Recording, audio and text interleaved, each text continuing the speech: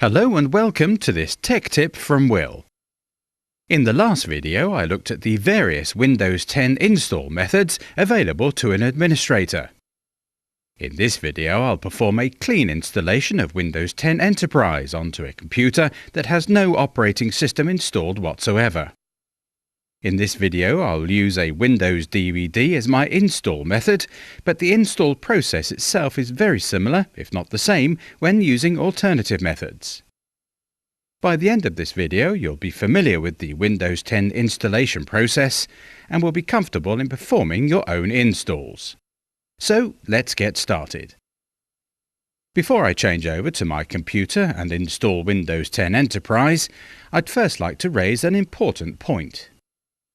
Before you install Windows 10 onto any computer or device, Microsoft recommends that you first check that your computer hardware has the latest firmware updates installed.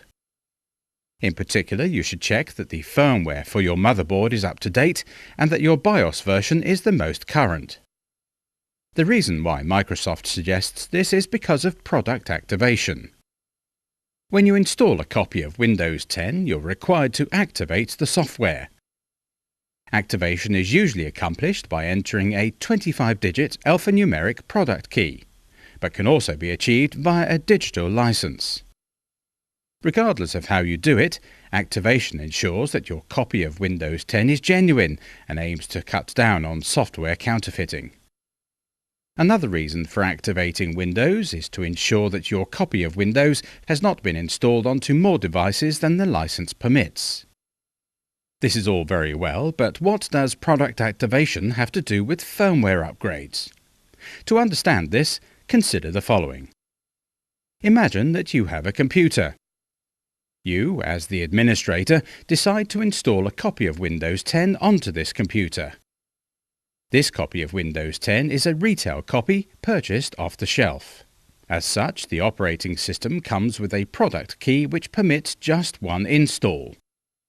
So you install Windows 10 and activate the software using the product key. So far, so good. However, you then realize that there's a firmware upgrade for your computer's hardware, so you download and install the firmware. This is where the problem comes in.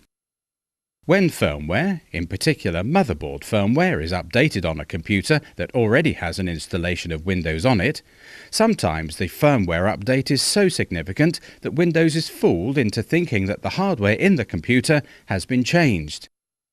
Although this is not the case, this causes Windows to fall out of activation, because the operating system believes that it's been activated twice on two totally separate computers.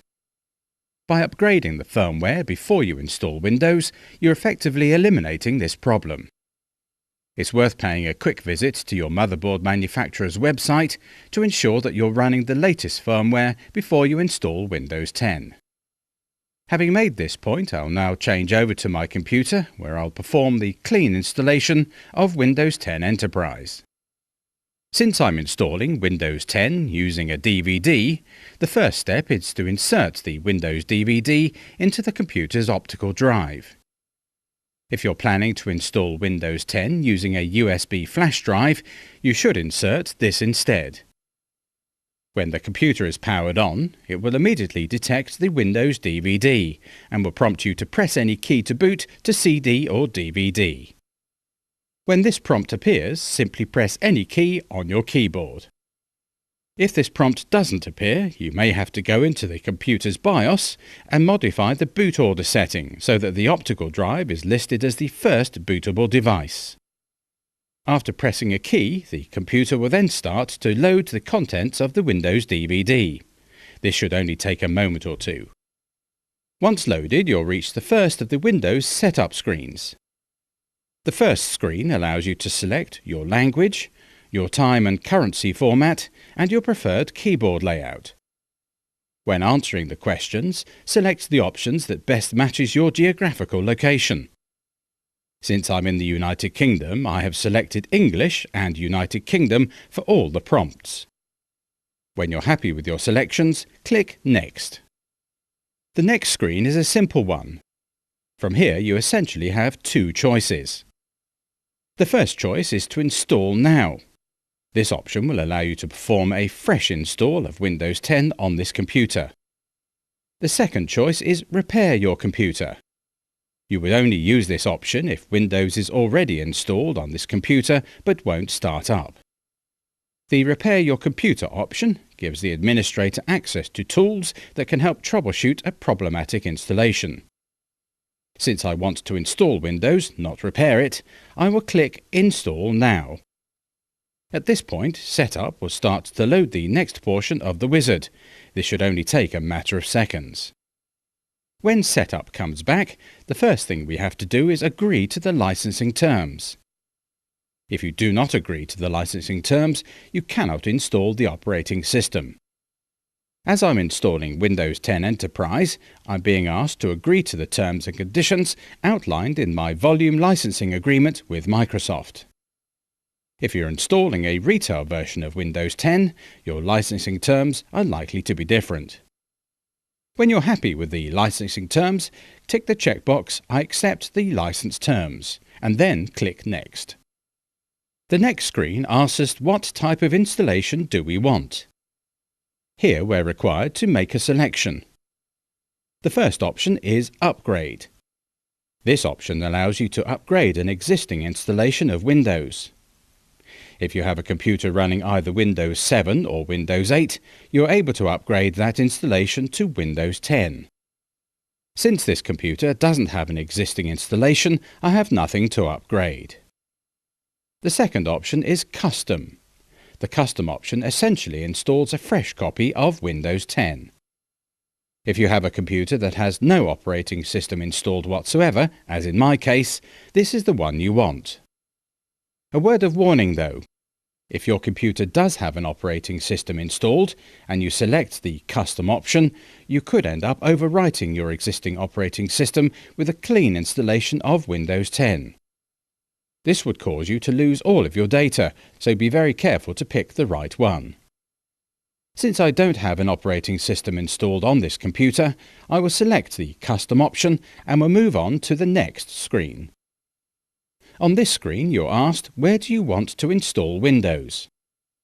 The screen requires you to select the hard disk and partition where Windows 10 will be installed. As you can see, I just have one disk in this computer, drive 0, which has a total capacity of 100 gigabytes. If I had multiple disks installed in this computer, these would be listed here as drive 1, drive 2, etc. Currently, the hard disk has no partitions on it, which is why all of the disk space is currently showing as unallocated space. Unallocated space is essentially disk space that has not yet been allocated to a partition. If you plan to use all of your space on your hard disk for your operating system, you don't need to worry about creating a partition. In cases like this, Windows will create a partition for you that occupies all of the available space on the disk. If, however, you don't want to use all of the disk space for your operating system, you are required to partition the disk. When you partition the hard disk, you're essentially breaking the hard disk up into separate units of storage. These units are called partitions and can be independently managed from one another. Whether or not you partition your hard disk is simply a matter of preference. Some administrators like the idea of creating a partition just for Windows and will store their data on a completely separate partition. To partition your hard disk, simply click the New link. You can then choose the amount of disk space in megabytes that you want to allocate to this partition. Personally, I'm not a fan of partitioning a hard disk that has an operating system on it. I would much prefer to have my operating system use all of the available space on the hard disk and would prefer to store my data on an entirely separate hard disk altogether. So I'll not bother to create a partition and will cancel out of the options. When you're ready to install Windows, click the Next button. Setup will immediately begin copying the Windows files and will start getting these files ready for installation. A typical installation of Windows 10 takes around 10 to 15 minutes if you're using a regular mechanical hard disk. On solid-state disks like mine, the install time is usually halved. Nonetheless, the process does take a number of minutes, so I'll fast forward the video so we don't have to wait. Setup has now finished getting the files ready and will start the process of installing features and installing updates. Once finished, Setup will require a reboot and will restart the computer automatically after 10 seconds. When the computer reboots, it will start the process of getting devices ready. This process doesn't take too long, usually no longer than a couple of minutes.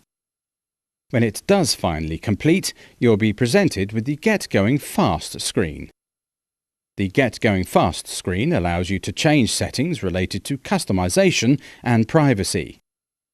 Take a moment to read this screen as it explains what the default settings are. For the majority of users, these defaults are generally OK. To proceed, you essentially have two choices: either use the Express settings or customize the settings. If you use the Express settings, you'll be accepting all of the defaults as they're described here, whereas customizing the settings allows you to amend the settings as you see fit.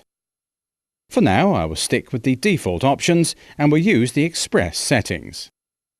After a short wait, Windows will apply your choices to the computer. The next step is to create an account that you can use to log on to the computer. There are two parts to creating an account: choosing a username and a password. In the Who's Going to Use This PC box, you're required to choose a username. In my case, I will type my name, Will, but you can name your user account anything you want. The next set of boxes under the Make It Secure heading are for the password. In the first box, I will enter a password, and in the second box, we'll confirm the password. Entering a password twice helps you to ensure that a password hasn't been mistyped and will prevent you from locking yourself out of your own system. Of course, when choosing a password, be sure to include a mixture of upper and lowercase letters, as well as numbers and even symbols. The last box is for a password hint. This is essentially a clue as to what your password is. The idea behind the password hint is that if you were to forget your password, the password hint would try to jog your memory. Of course, you shouldn't make your password hint so obvious that anyone else could guess your password. Password hints should be both informative, but still vague enough to keep hackers from breaking into your system. When you're ready to continue, click Next. The final part of the setup is a matter of waiting whilst Windows creates a user profile for your account and sets up the various apps that can be used with your computer. This can, in some cases, take a number of minutes, but I'll speed up the video so that we don't have to wait. At the end of the process, you'll be presented with the default Windows 10 desktop. Having reached the desktop, I can safely say that I've created a perfect installation of Windows 10 Enterprise. Well, that's it for installing Windows 10. I hope this video has been of some use to you. And don't forget to check out our YouTube page for more Windows 10 videos. And remember to subscribe to our channel to be notified of future videos when we release them. Thanks for watching, and we'll see you on the next Tech Tip.